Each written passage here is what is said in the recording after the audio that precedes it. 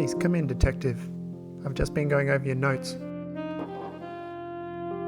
It looks like you've managed to put together a compelling case. Well done. But for my benefit, let's just go through everything that happened one last time.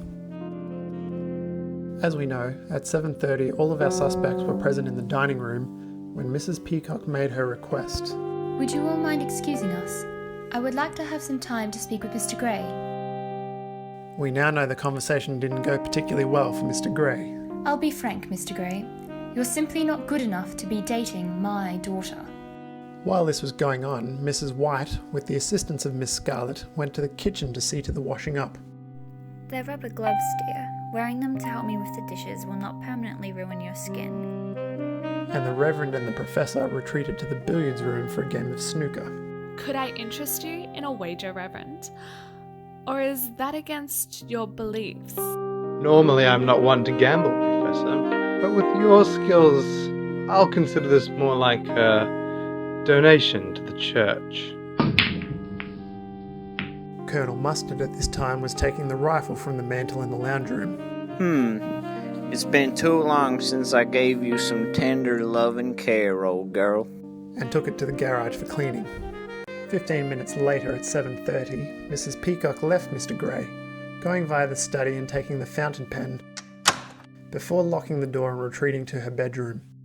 Miss Scarlett then took the opportunity to quiz our victim in the lounge room about his former conversation. You don't say things like that about my mother. Only I do that. And, again, it didn't go particularly well for our victim. Mrs. White, done with the washing up and finding the dining room empty, took the opportunity to mop the floors in the dining room, followed by the lobby. Reverend Green and Professor Plum, done with their game, came downstairs to the kitchen for refreshments, where they observed a large rat by the garbage.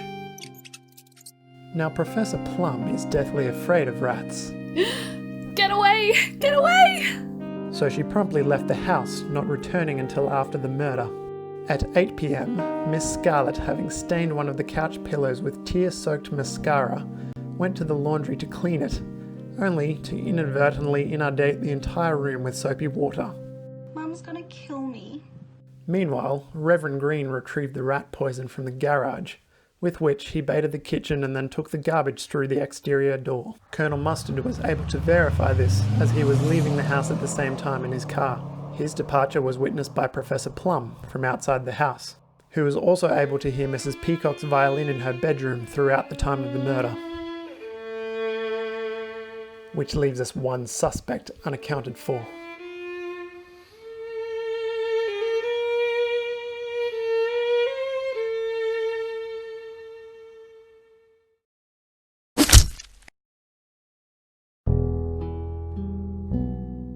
Mrs. White is being charged with first-degree murder. Apparently she felt it her duty to the family to protect Miss Scarlett from her own choices in suitor. Case closed, Detective. You did good tonight. Now go home and get some sleep.